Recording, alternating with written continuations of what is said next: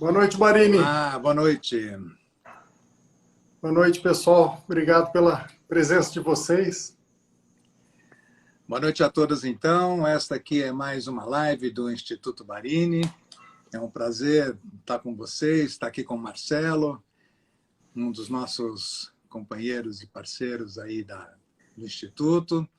Marcelo, que é um endocrinologista com bastante atividade na área de nutrição, diabetes, tireoide e outras glândulas mais, todos os nossos hormônios, né, Marcelo? E nós vamos conversar um pouquinho hoje a respeito de um tema muito interessante, e que é a respeito de como, né, ter uma relação mais leve com o peso, né, Marcelo? O que você pode falar para a gente para começar aqui a nossa conversa? Costumo dizer que a pessoa que tem problemas com peso, ela tem normalmente pelo menos dois problemas. Um é o peso em si, né? Que incomoda, traz uma série de limitações, desconfortos, insatisfações. E o outro problema é o problema da trajetória em busca da perda de peso, que também traz uma série de insatisfações e dificuldades, privações, né? Frustrações. Então, o caminho para buscar uma vida mais saudável muitas vezes é tortuoso. E a pessoa muitas vezes sofre mais pelo processo de busca do emagrecimento do que pela própria obesidade. Então, o que a gente precisa é ter o esclarecimento de como funciona esse processo, né? Quais são as metas que a gente deve ter, quais são os limites desse processo e as ferramentas que podem ser úteis para aliviar esse sofrimento durante essa trajetória. Eu acho muito interessante, então, que a gente possa falar sobre isso, porque a gente está começando, né? Apesar de já estar no fim de janeiro, né? O último dia de janeiro, a gente está começando o ano, e esse começo de ano sempre é um momento que muitas pessoas, né, têm aquelas questões de, né, como é que eu vou fazer esse ano para mudar o meu peso? Como é que eu vou fazer esse ano para mudar os meus hábitos? O que eu posso fazer para melhorar a minha qualidade de vida, tal? É sempre uma coisa muito sofrida, né, para essas pessoas, né, Marcelo? Eu acho que a gente tem que pensar de uma maneira mais leve. Justamente acho que o tema de hoje é como lidar com o peso de uma maneira leve, né? Eu acho que o ponto principal é esse. Quando a pessoa pensa em melhorar a saúde, ela está pensando sempre o que ela vai ter que tirar da vida dela. Isso realmente é pesado, né? Você pensar que você vai começar um projeto no qual você vai ter que largar a mão de muita coisa, né? E o ganho é só aquele objetivo lá no final. E toda a trajetória é vista muitas vezes como um processo de privações e de coisas que a pessoa gosta e vai ter que abrir mão em busca de um resultado que talvez nem chegue lá no final. Quando, na verdade, a gente deve buscar estratégias para que a vida, ao longo desse caminho, seja mais saudável e que qualquer peso melhor que a pessoa atinja já é um grande ganho, mesmo que antes dela atingir aquele peso que eventualmente ela tenha planejado.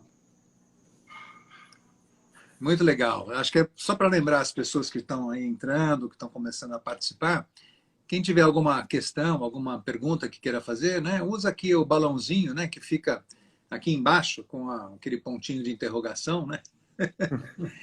E se você tem alguém que você acha que gostaria de ouvir sobre essa live, aproveita e manda, né? Clica no aviãozinho e manda o alô para que essa live está acontecendo, né? Para algum amigo seu, alguma amiga sua, né? Alguém que você conhece que acha que interessaria para conversar, né?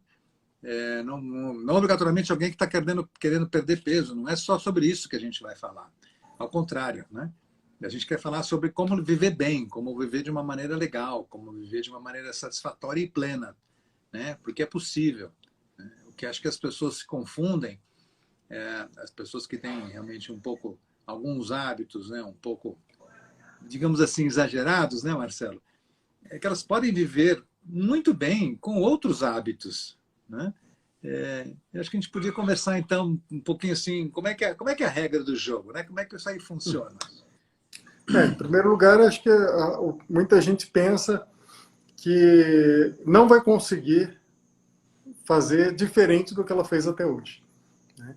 E muitas vezes é só uma questão de um hábito adquirido em algum momento na vida, e essa pessoa muitas vezes tem um hábito que ela pode abrir mão a partir do momento que ela decidir.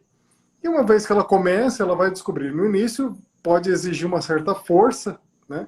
Porque é natural que a gente sempre volte àquele hábito que a gente estava acostumado a ter, né?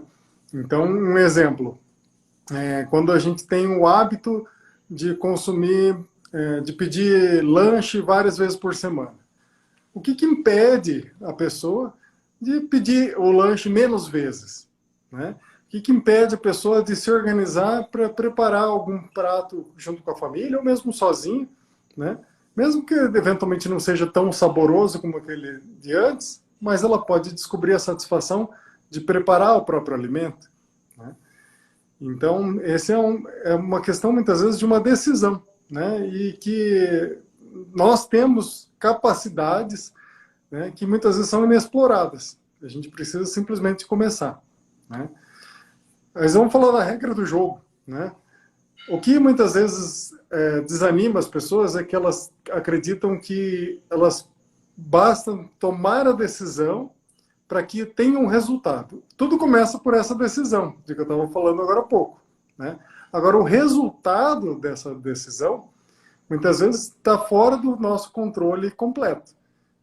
Isso se refere muito a mecanismos fisiológicos, ou seja, o nosso corpo tem atividades biológicas as quais a gente não controla totalmente.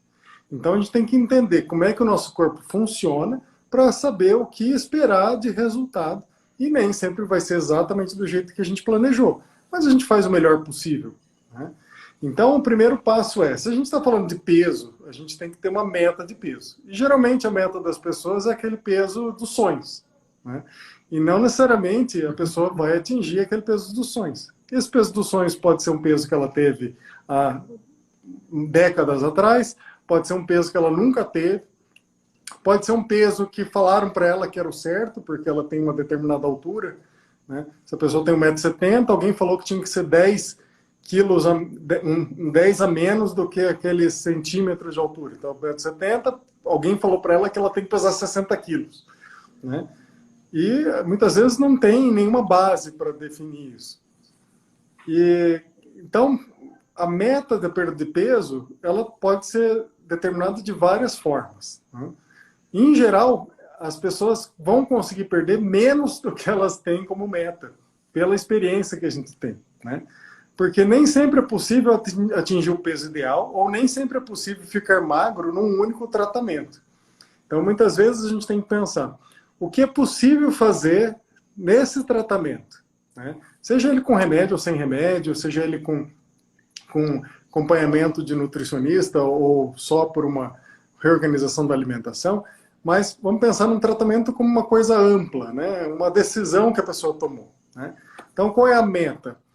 Eu falo que não existe exatamente como meta o peso ideal, mas sim uma perda de peso ideal. E para isso a gente tem um certo parâmetro baseado em como o nosso corpo funciona.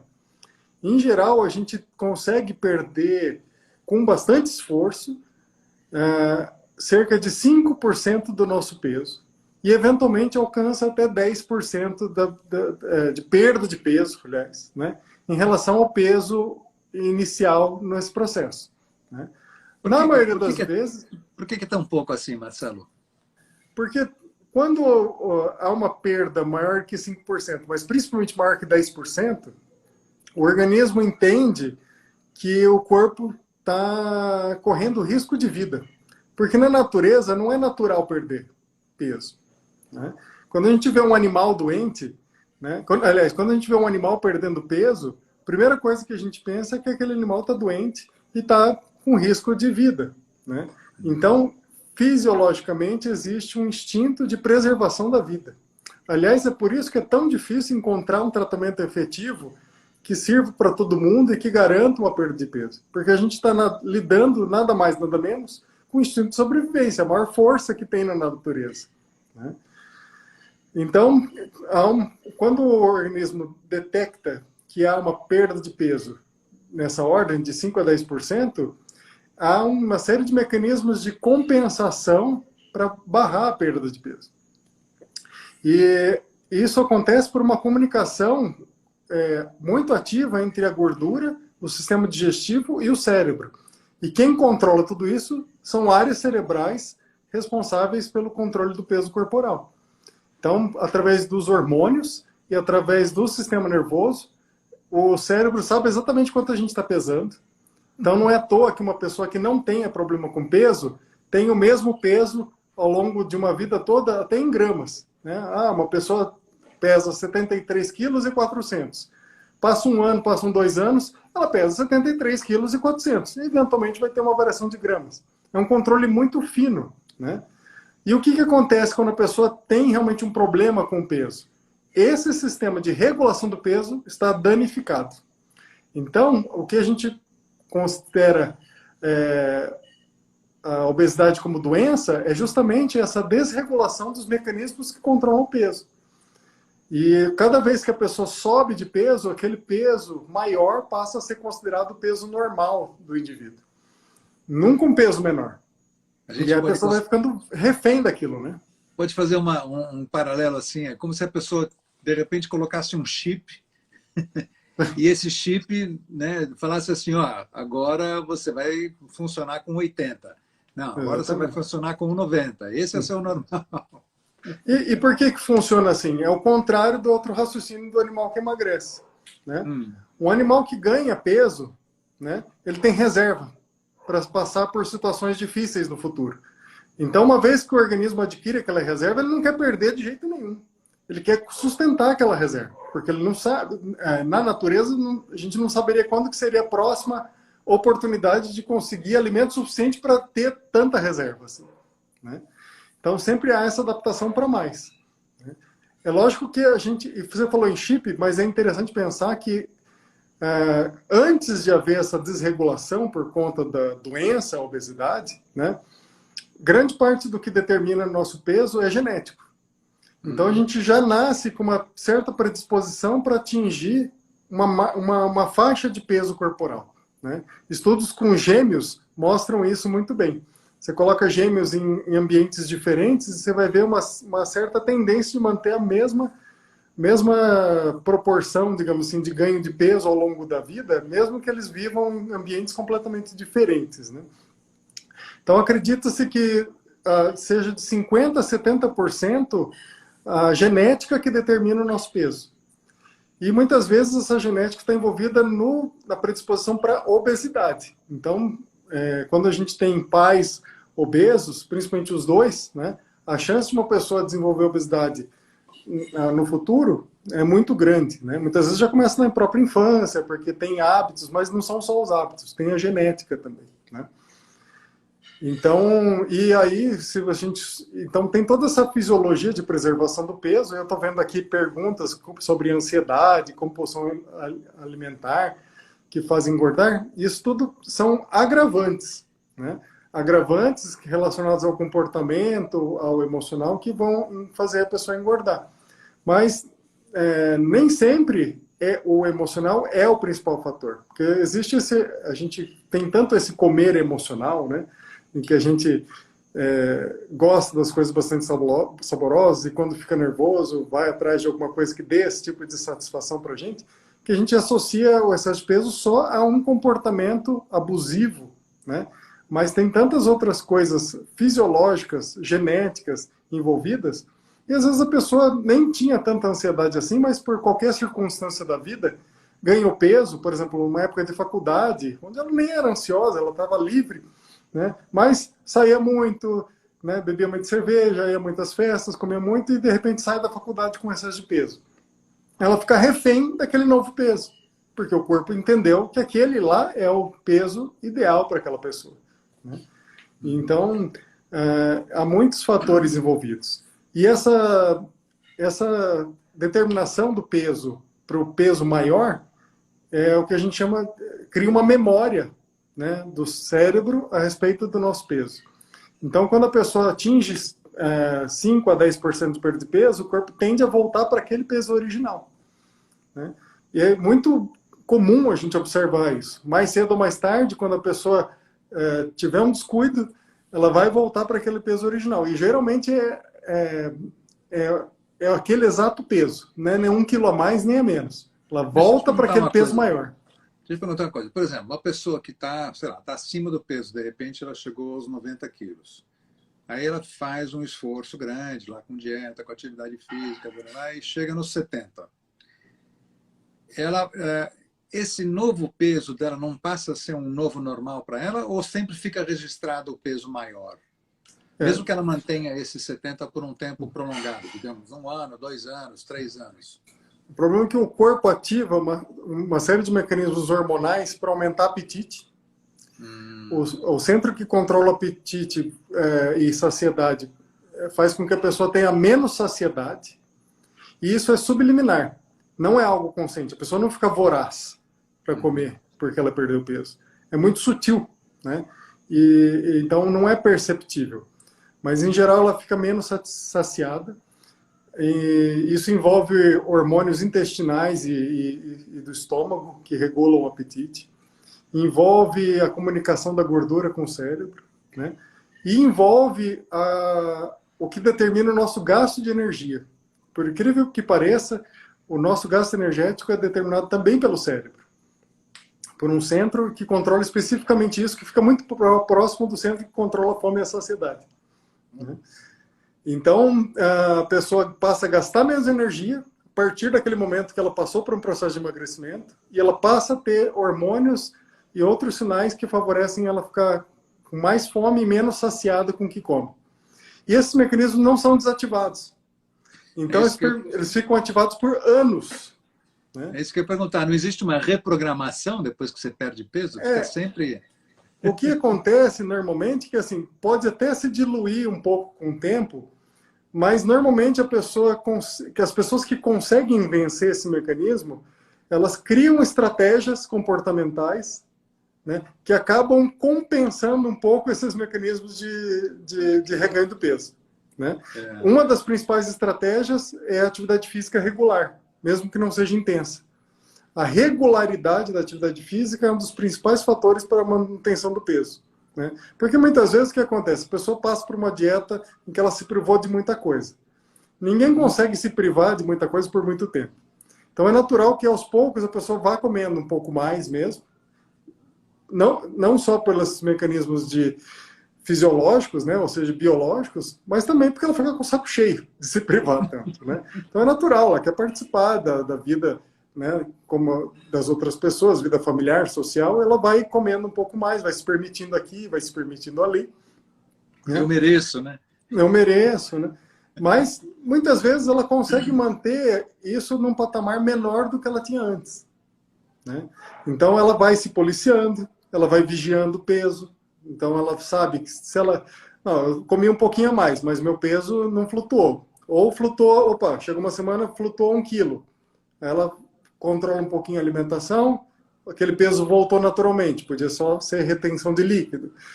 Ganhou 2, 3 quilos. Opa, agora a coisa ficou feia. Ela faz uma restrição por um tempo mais curto, para uma redução pequena de peso, então a chance de dar certo é muito maior do que se ela deixasse acumular aquele peso por muito tempo. E tem essa prática de atividade física. Então essa vigilância sobre o peso, essa vigilância sobre ela lembrar como é que ela comia antes, como é que ela comia durante a dieta, então ela faz um meio termo ali. Então geralmente ela cria, é o fortalecimento desses novos hábitos que acabam compensando os mecanismos biológicos que fariam ela recuperar o peso. Isso pode funcionar melhor ou pior, e aí é muito complexo, né? Para algumas pessoas é difícil julgar, inclusive, né? Você comparar as pessoas.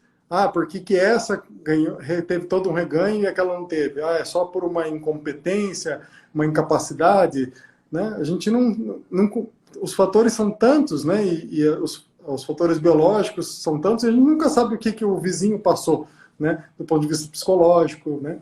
A gente nunca sabe toda a história de uma pessoa, os maus bocados que ela passa, né? Que podem bagunçar esses hábitos da pessoa e dificultar que ela mantenha essa vigilância tão constante, né? Sobre seus hábitos. E dentro desse período aí de ganho ou de perda de peso, o que significa o efeito platô? O que significa esse efeito platô do ponto de vista? Justamente, assim, em geral, quando a pessoa está bastante motivada e está conseguindo fazer uma redução da alimentação e a sua atividade física, ela tem uma perda de peso maior no início, geralmente no primeiro mês. Isso a maior parte das pessoas que tentou emagrecer conhece bem, né? E depois daquela perda de peso um pouco mais rápida inicial no primeiro mês, geralmente, né? Há uma redução da velocidade, mas em geral ela mantém uma constância. Se ela mantém na perda de peso, se ela mantém aqueles hábitos também constantes. Mas quando ela se aproxima justamente dos 5% e principalmente dos 10% de perda de peso, aí a velocidade de perda de peso praticamente zero. Isso é o que a gente chama de efeito platô. Então, às vezes, fazendo o mesmo esforço, né, mantendo a mesma vigilância, os mesmos hábitos na tentativa de emagrecer, o que ela vai conseguir é simplesmente manter o peso. E o que acontece? Se a pessoa ficar com o saco cheio e desistir, falar, para mim chega, não consigo mais emagrecer, aí ela pode sair desse efeito platô e voltar a engordar mais rápido. Então, essa compreensão de que é natural que haja essa fase de estabilização do peso, e que não depende só dela, é muito importante para que a pessoa não desista, né? E muitas vezes ela vai ter que segurar esse peso por uns 2 anos, né, para que ela tenha tempo suficiente para fortalecer os hábitos, né, para vencer esses mecanismos de recuperação do peso. Na prática, a gente observa que a maior parte das pessoas que consegue sustentar o peso por 2 anos, depois vai longe. Mas você vê, são 2 anos, né? A pessoa, eventualmente, se a pessoa leva 6 meses para perder 10% do peso, que é o que costuma acontecer, é difícil ser em menos tempo do que isso, né? 10%. Eventualmente até leva mais, mas vamos dizer, em média, uns 6 meses para perder 10% do peso. Está excelente, né? Só que depois são mais 2 anos a partir do momento em que ela atingiu aquele menor peso, que ela tem que manter uma vigilância maior, né? Tem que ter um cuidado maior. E naturalmente ela vai afrouxando a rédea, né? Ela vai se permitindo uma coisa ali, é natural, não tem como a gente também condenar a pessoa, né? Mas se ela só estiver vigilante sobre o peso e vir que não está flutuando, está tudo certo, né? Depois de uns 2 anos é mais fácil, assim, ela está menos vulnerável, né? Depois de que antes desses 2 anos, instabilidades, mudança de emprego, mudança de cidade, problemas psicológicos, né? Ela fica mais vulnerável a esses episódios, né, da vida, e aí ela pode instabilizar mais rápido, né? Depois de 2 anos, assim, ela consegue passar melhor pelos obstáculos da vida, né? E a chance de reganho de peso já diminui. Você acha que esse período, quando ela atinge o platô e que ela precisa ficar um longo tempo nesse período, aí é que a medicação tem um efeito importante ou é só mais na fase inicial da perda de peso? Então, a medicação tem, para mim, a medicação tem o principal papel de aliviar o sofrimento causado por uma privação de alimentos, né? Que é natural, a gente tem que se privar. O termo privação é muito controverso, né? Tem sido muito condenado, a pessoa não pode se privar. Mas, assim, tem que ter uma restrição de calorias. Então, no mínimo, a gente tem que fazer escolhas melhores, talvez algumas comer com mais moderação do que outras, né?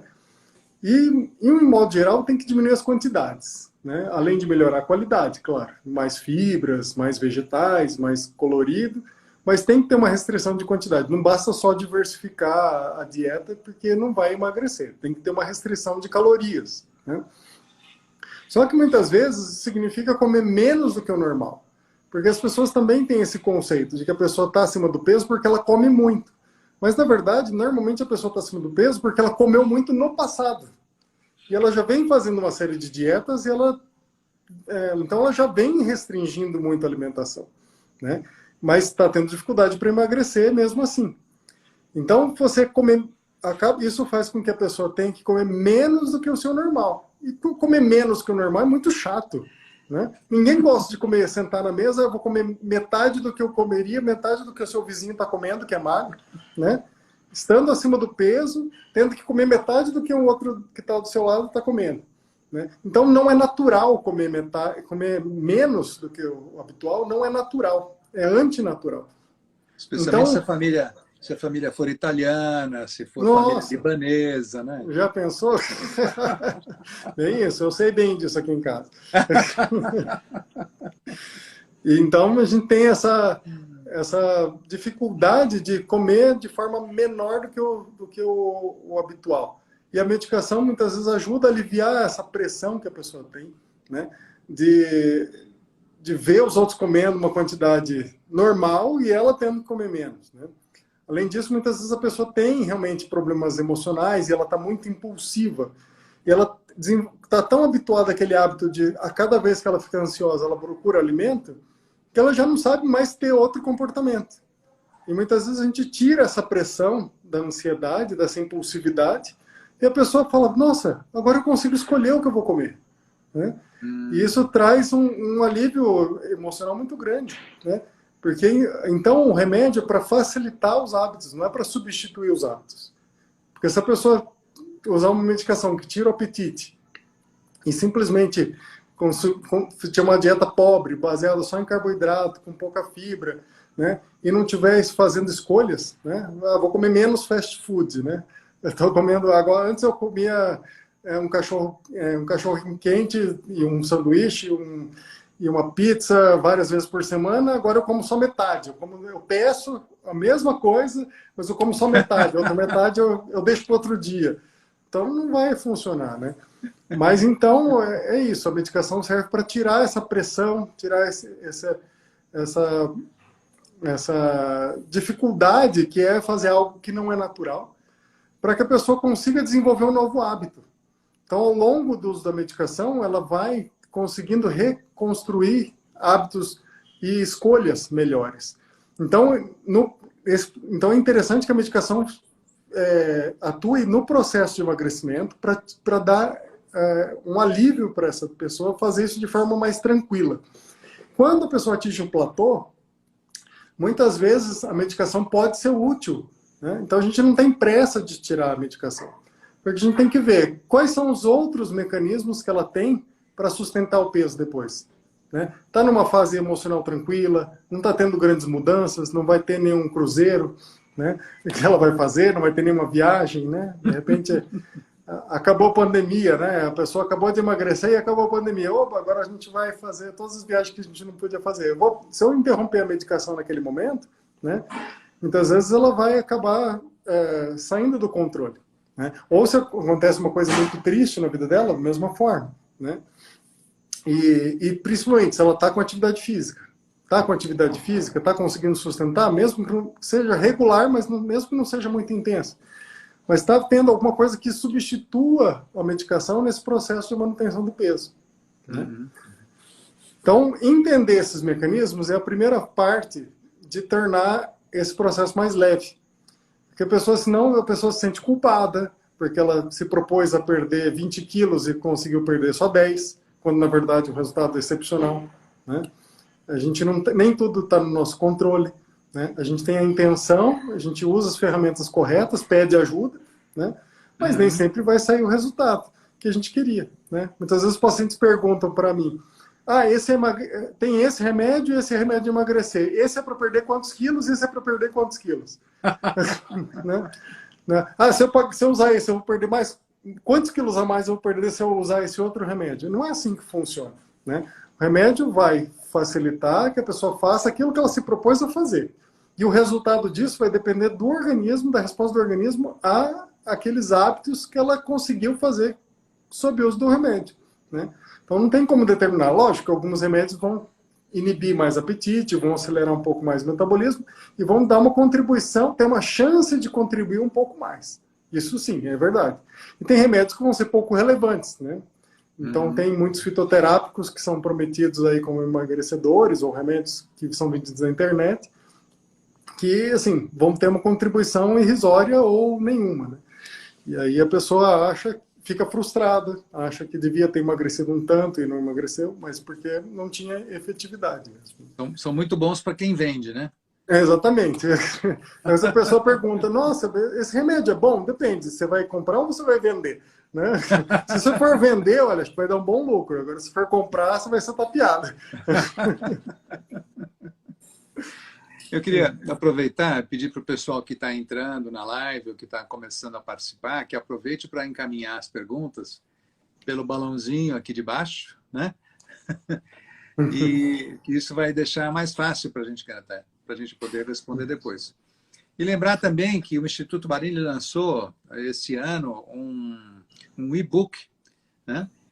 E esse e-book fala justamente sobre as questões de qualidade de vida, sobre né, sobre como conseguir viver melhor, como viver mais feliz, como conseguir modificar o seu comportamento, né, e atingir essas metas que a gente está comentando aqui agora, né? E quando, obviamente, for necessário, ter ajuda, né, de um endocrinologista como o Marcelo, de uma nutricionista, ou de alguém que cuide da medicina do estilo de vida, né? Alguém que possa te dar um apoio psicológico, né? A gente tem agora uma psicóloga que vai começar, né? Está entrando no grupo e que tem já uma visão específica. A Ana Barini tem aí já uma formação apropriada para cuidar especificamente dessas questões de como lidar com a alimentação, né? E então, acho que isso tudo é muito interessante. Eu já queria aproveitar o gancho, inclusive, de uma pergunta que foi colocada aqui por uma das pessoas que está nos ouvindo, que ela pergunta, eu não consigo descrever o nome, eu sei que o sobrenome deve ser Lima, mas ela queria que a gente abordasse a questão da perda de peso na amamentação, né? Alguém que durante a gravidez, né, foi mãe um pouco mais, digamos, depois dos 40 anos, e precisou fazer muito repouso durante a gravidez. Isso, claro, deve ter tido um impacto no ganho de peso, né?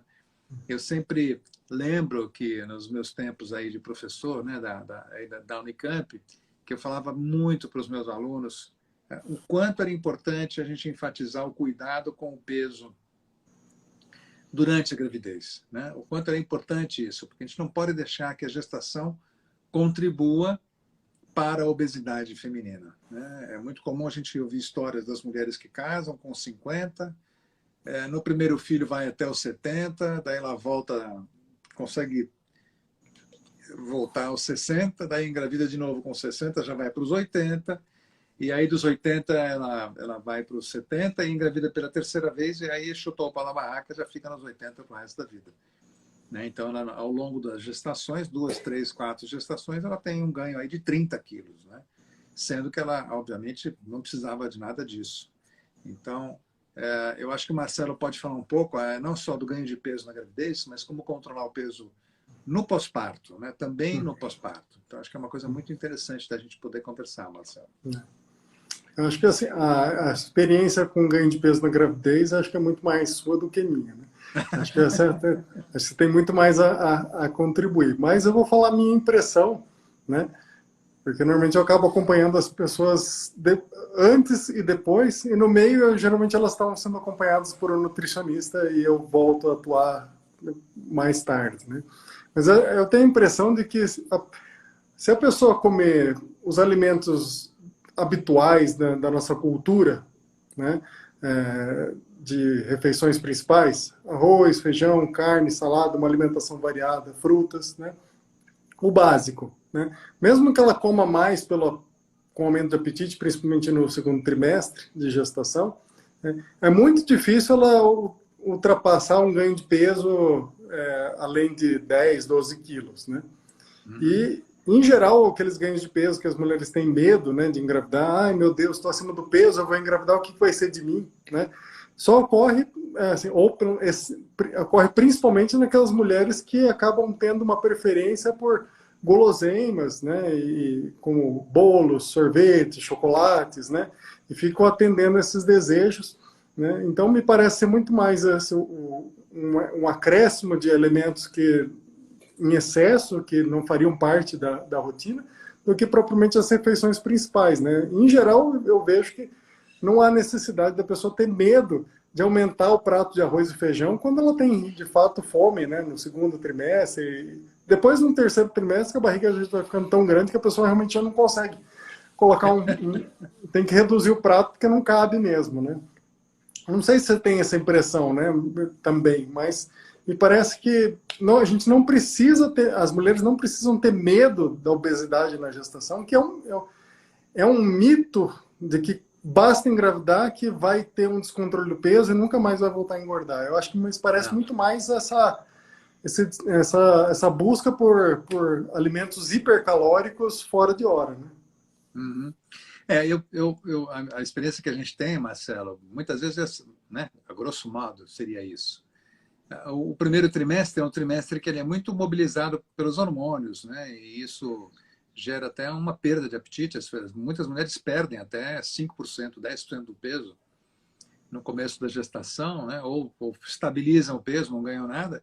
E quando entra no segundo trimestre, eu brinco que é a hora que a comida fica gostosa, né, o gosto fica bom, o sabor fica bom, a digestão fica tranquila, e aí que elas enfiam o pé na jaca. Eu falo, aqui é que vocês têm que tomar cuidado realmente, porque o ganho de peso excessivo que você tiver nesse período é o que vai ficar depois. Porque o ganho do último trimestre ele é muito mais por conta de retenção de líquido, muito mais por aumento realmente do peso do bebê, que é aí que o bebê ganha realmente muito mais peso, né? Ele passa aí de 1 quilo, 1,2 kg para 3 quilos, 3,5 kg, né? Então, no final da gravidez, existe realmente uma tendência a que a quantidade de quilos que a pessoa acumula se perde muito mais fácil. Mas aquele período ali de 16 semanas a 28 semanas, eu acho que aí é que mora o grande perigo. E aí que eu fico sempre em cima das pacientes, falando, cuidado, essa é a fase difícil, é a fase que você precisa ter realmente um pouco de controle, né? E aí que eu vejo que quando as pacientes enfiam o pé na jaca, a coisa vai embora, né? Ela não consegue voltar para trás. É impressionante. Ela engorda 4 quilos por mês, e 4 quilos um mês, 4 quilos no outro, 4 quilos no outro. Quando ela vai chegar no final, ela está com 20, 25 quilos a mais do peso que ela começou a gestação. E eu falo outra coisa, né? Que é o meu mote, né? Eu falo, olha, lembre-se, você vai deixar de ser grávida um dia. Um dia vai nascer o neném. E você vai entrar no puerpério, você vai querer voltar a ser quem você era, ou pelo menos, né, ser extremamente parecida com... Claro, nunca vai ser exatamente igual, porque o seu corpo vai ter algumas mudanças. Mas pelo menos que o peso seja bem próximo daquele que você começou. E para aquelas mulheres que ganham uma quantidade de peso que a gente considera razoável, vamos dizer aí, ao redor dos 12 quilos, mais ou menos, 12, 14 quilos, elas conseguem perder isso mais facilmente. Agora, tem pacientes que engordam 20, 25 quilos aliás, até conheço pacientes que engordam 20, 25 quilos e voltam ao peso normal. Para mim é surpresa. Claro que isso deixa, eu sempre falo, isso deixa marcas. Risco. Não, deixa marcas. Não é um risco. Tem marcas que ficam, que não vão embora, né? É a celulite, é a distensão, é a flacidez, isso aí não desaparece. É muito difícil voltar ao normal. Mas, enfim, se a pessoa consegue ter um ganho de peso razoável, ela consegue perder, né? Então, você que teve, eu não consigo, né, entender exatamente o nome, mas aqui o sobrenome é Lima, você que teve um período grande de repouso, eu entendo que pode ser que seja um pouco mais difícil você perder peso. Mas você acabou a fase de repouso, né? Você já tem o bebê. A gente não recomenda uma atividade aeróbica muito intensa nesse período do puerpério, porque isso interfere na lactação, interfere nos outros processos, na recuperação do útero, no retorno à sua estrutura, mas vá lentamente aumentando a quantidade de exercício que você faz, e regulando com alimentação, que eu tenho certeza que você vai conseguir voltar ao seu normal. Mas tem que caprichar, não tem jeito, né? Tem que ter um pouco de incentivo, né? Quando a pessoa vai engravidar e me fala desse medo de engordar e de perder o controle, então eu costumo dizer, coma comida, né? Comida do dia a dia, comida da nossa cultura, de forma variada, você não vai ter problema, né? Se evitar as guloseimas. E eu falo mais, eu falo que normalmente a pessoa, se ela não engordar muito e depois conseguir amamentar por um bom tempo, eu tenho a impressão de que aquela memória do peso, que se arrastava e que fazia sempre ela voltar para um peso maior, caso ela perca peso na amamentação, eu tenho a impressão de que há um reset, digamos, um apagão dessa memória do peso, uma chance dessa memória do peso anterior apagar, e ela conseguir preservar mais facilmente o peso que ela perder na amamentação. né? Eu nunca li isso em nenhum lugar, mas é uma impressão que eu tenho pela observação de muitas mulheres que nunca conseguiram emagrecer antes, mas que depois, quando emagreceram na amamentação, conseguiram sustentar aquele peso sem grandes dificuldades, como se realmente aquela história de obesidade ou de sobrepeso anterior à gestação nunca tivesse existido. São raros esses casos, né? Mas eu tenho essa impressão de que muitas vezes é uma oportunidade. Uma gestação com a amamentação pode ser uma oportunidade para você reescrever o seu peso, né? Então, muitas vezes, em vez de ter medo, a gente fala, faça direito, que pode ser a sua chance de fazer um peso melhor depois da gravidez. Fica aí, então, a dica para Obedi Lima, né, que fez essa pergunta a respeito do ganho do peso, né, como é que ela pode fazer. Eu acho que tem uma pergunta muito importante aqui, Marcelo, que é da Eridana Oliveira. Ela diz que uma criança com 8 anos, que está pesando 52 quilos, o que fazer, né? Pode fazer dieta com essa idade, né? Ela quer que a pessoa seja saudável. Como é que ela deve se comportar em frente a uma criança que está nessa situação, né? O que é possível aí? Essa é uma outra meta para 2022, né? A gente cuidar das nossas crianças. Porque a gente está tão preocupado com obesidade nos adultos, mas a gente tem que se preocupar muito mais com o crescimento da obesidade infantil. Porque que acontece? Essa geração vai ter uma vida, vai ter muito mais tempo de vida sendo obesa, né, do que aquelas pessoas que nas gerações anteriores desenvolveram obesidade na idade adulta. Então, eles vão ter muito mais anos de exposição a uma doença que traz complicações. Então, a gente vai ter um risco de mais complicações da obesidade. Mas quando a gente está dentro da nossa casa lidando com esse problema, realmente não é fácil, né? Porque há uma tendência das crianças viverem cada vez mais confinadas, né? Então, a chance de uma criança atingir a meta recomendada pela Organização Mundial de Saúde de 300 minutos de atividade física por semana, pelo menos, o que corresponde a no mínimo 1 hora por dia, antigamente era muito fácil. A criança saía para a rua e ficava horas hiperativa na rua, né? Hoje em dia a gente tem medo que a pessoa saia de casa, que a criança saia de casa, né? A gente não tem condições de manter uma criança livre, né? E muitas vezes aquele pouco tempo que ela poderia fazer, às vezes ela não tem oportunidade de fazer a atividade física porque acaba preferindo uma outra atividade mais cômoda, né? Como o videogame, a TV, o tempo de tela. E não é uma questão de julgamento, isso a gente está vivendo como sociedade, né? Não dá para a gente acusar esse ou aquele pai por causa disso, né? E muitas vezes tem crianças que de fato já estão fazendo muita atividade física, achando que os pais estão esperançosos de aquilo que vai resolver e muitas vezes não é suficiente. Então, requer mesmo um acompanhamento de nutricionista que aborde principalmente os pais, né? Porque muitas vezes a gente tem que ir trabalhando o comportamento dos pais, né, em relação a alimentos, a encontros sociais, que muitas vezes interferem, né? Mas principalmente também tornar esse processo mais leve.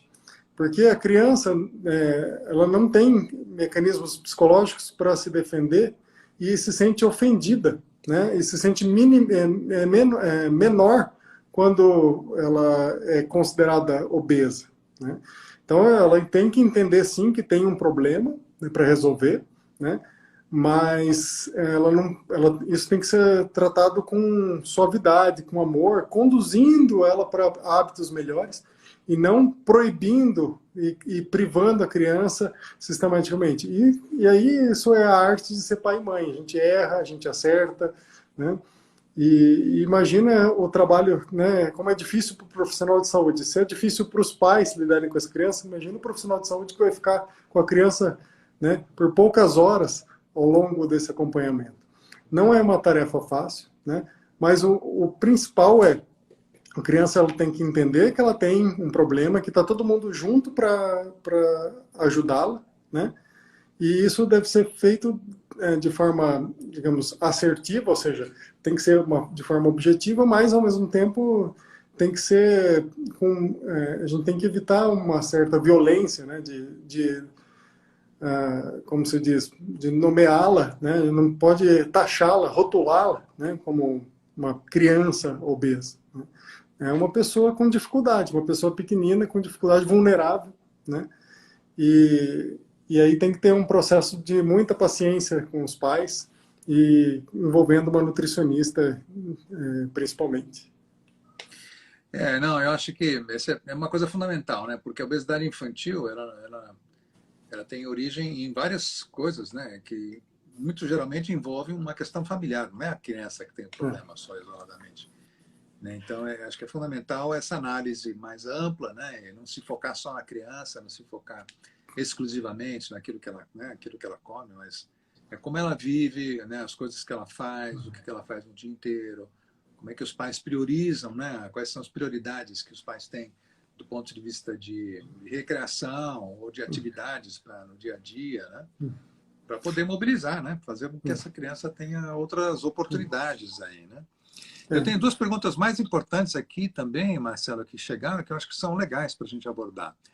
Uma delas é uma pergunta sobre como lidar com ganho de peso que a pessoa acabou adquirindo em função de uma tireoidite de Hashimoto, né? A tireoidite de Hashimoto é o famoso hipotireoidismo, a causa mais comum do famoso hipotireoidismo, ou seja, a doença que leva a tireoide a funcionar de forma insuficiente, obrigando a fazer a reposição de hormônio, né? Na imensa maioria dos casos, a gente diagnostica logo no início. Então, muitas vezes o ganho de peso não é causado pela tireoide, ela só leva a culpa, né? Porque existe esse mito, né, de que a tireoide, quando a pessoa tem um problema de tireoide, ela fatalmente vai engordar, mas a maior parte das vezes a gente detecta precocemente e a causa de ganho de peso é outra, né? E às vezes muita gente, é muito comum no consultório as pessoas continuarem atribuindo o problema do peso ao problema da tireoide, e muitas vezes ela nunca ficou descompensada, muitas vezes ela já detectou no início, já vem tratando, está muito bem tratada desde sempre, e às vezes ganhou peso até depois disso, mas mesmo assim leva a culpa. Mas há casos mesmo em que, se a doença demorou para ser tratada, ou não está sendo adequadamente reposto o hormônio, isso pode dificultar o processo de emagrecimento. Mas o que a gente faz? A gente trata da melhor forma possível o hormônio para tirar isso da frente, né? A partir daí, o processo é igual ao de qualquer outra pessoa. A gente considera que, uma vez que a gente acertou a dose do hormônio, o tratamento a pessoa vai enfrentar todas as dificuldades que qualquer pessoa com ou sem problema de tireoide vai ter, né? E aí, esse tratamento do excesso de peso deve ser tratado de forma independente da tireoide, né? Então, a gente não pode só usar a tireoide para culpar É como aquelas pacientes que às vezes a gente vê no consultório e fala assim, doutor, eu tenho tireoide. Falo, que legal que você também tem. Eu também que bom tenho. que tem tireoide, né? Mas talvez tenha um problema na tireoide, né?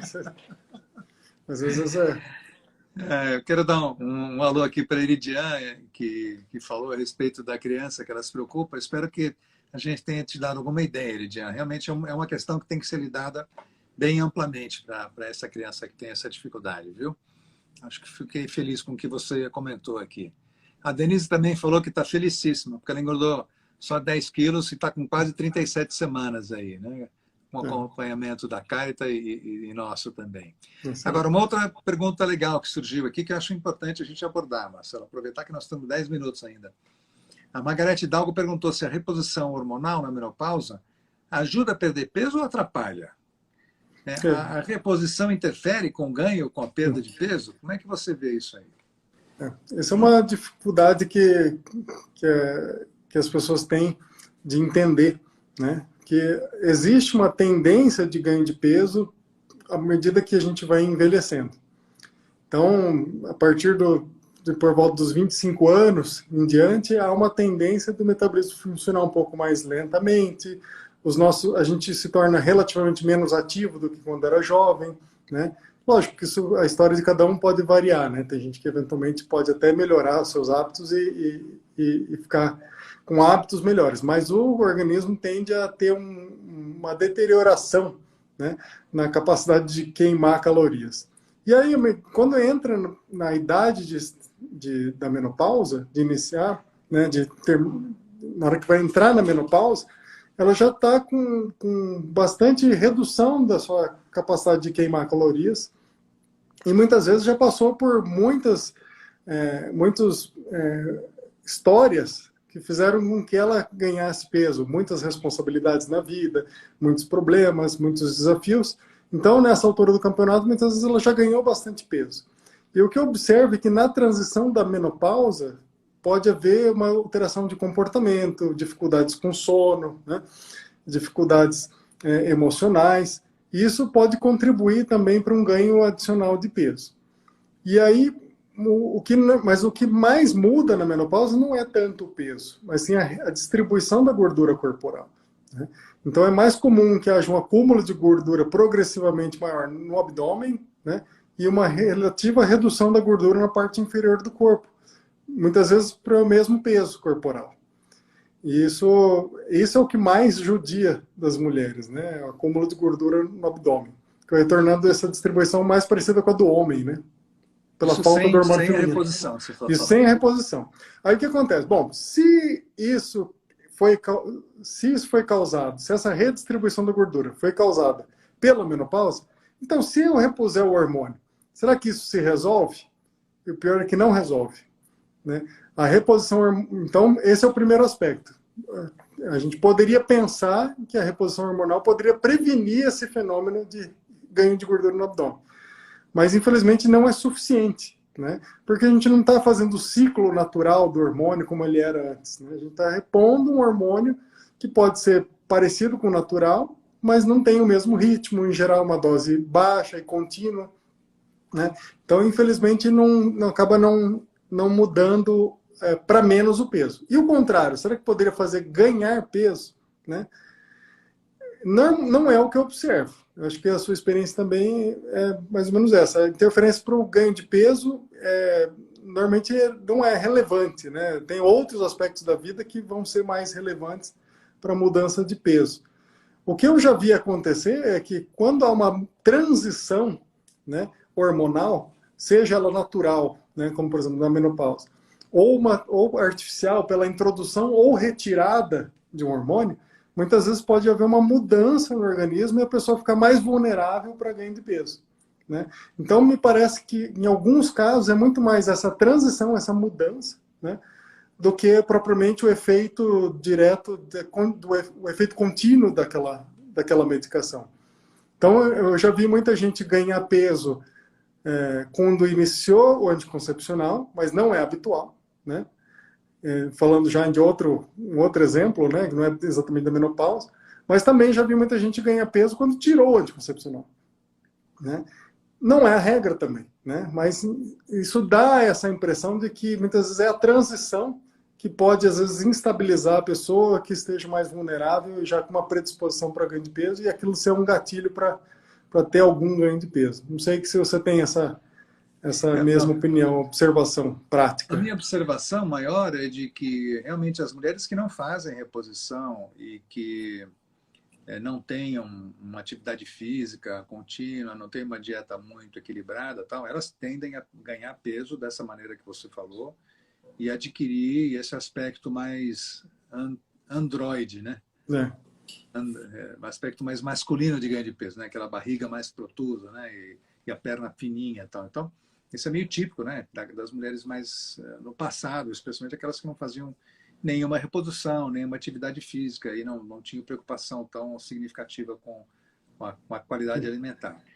O que eu observo das mulheres que fazem uma atividade física regular, que têm um controle mínimo da alimentação e que fazem reposição hormonal, eu observo que elas conseguem manter o peso muito mais facilmente, conseguem manter uma boa massa magra, conseguem, a longo prazo, manter a sua estrutura óssea, a sua estrutura muscular.